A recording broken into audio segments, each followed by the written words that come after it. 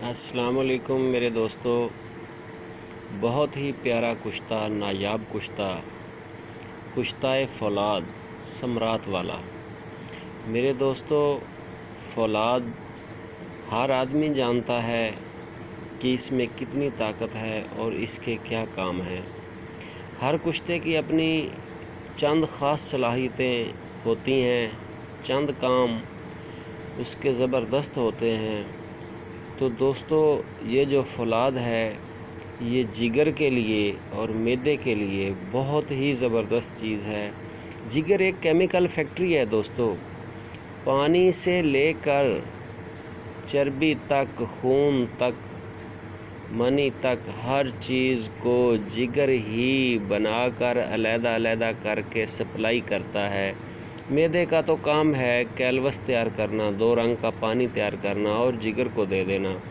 تو جگر نے ہی اس سب کو تیار کر کے ہر چیز بنا کر عمدہ اور اعلیٰ بنا کر پورے جسم میں سپلائی کرنی ہوتی ہے۔ تو جگر کے لیے یہ بہت ہی زبردست ہے کشتہ فولاد۔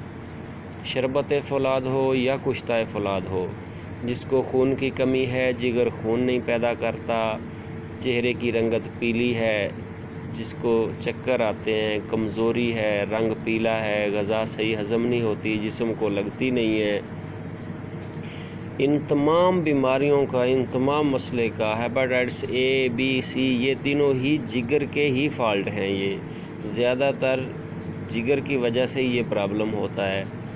تو یہ کشتہ فولاد جو ہے یہ جگر کو طاقت دیتا ہے، جگر کی ہیٹ کو ٹھیک کرتا ہے، دال پر لے کر آتا ہے اور غذا صحیح ہضم ہوتی ہے۔ جس کے آنکھوں کے حلقے پڑ جاتے ہیں اس کے لیے بھی زبردست ہے، جس کو جریان ہے، دھانت ہے، جس کو لکوریے تک، یہ بہت زبردست فائدہ کرتا ہے، خون کی کمی کو پورا کرتا ہے اور جگر کے تمام افعال کو بہتر بناتا ہے، اور خاص کر گرمی کا تو یہ دشمن ہے۔ اب آتے ہیں اس کے بنانے کی طرف۔ تو میرے دوستو، اچھے والا آپ نے لوہے کا باریک برادہ بنوا لینا ہے، یعنی کہ جو ہم نے بنایا ہے، ہم نے بیرنگ لیے تھے، بیرنگ کا بنایا ہے جو اکثر موٹروں میں ڈلتے ہیں۔ تو وہ بیرنگ باریک تراش کر اس کا برادہ بنا کر اس کو چینی کے مرتبان میں ڈال لیں، اس میں لیموں کا پانی ڈالیں، اس میں کنو کا پانی ڈالیں، اس میں موسمی کا جوس ڈالیں، اس میں فروٹر کا جوس ڈالیں، اس میں تربوز کا جوس ڈالیں۔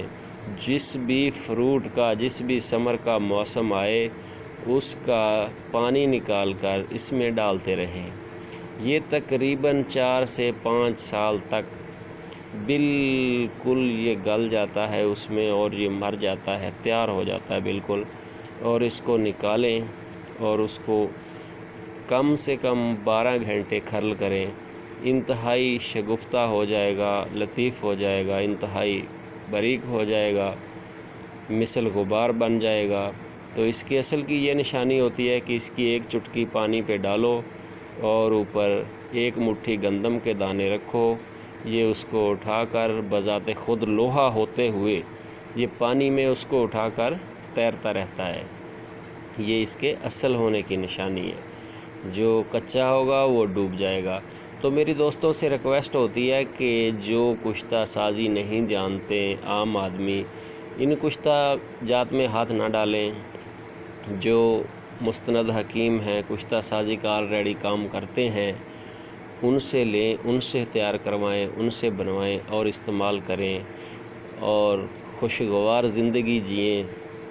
تو میرے دوستو، اس کی خوراک 1 چاول، 2 چمچ مکھن میں، یا 1 پیالہ دہی میں، یا 2 چمچ ملائی میں، صبح نہار۔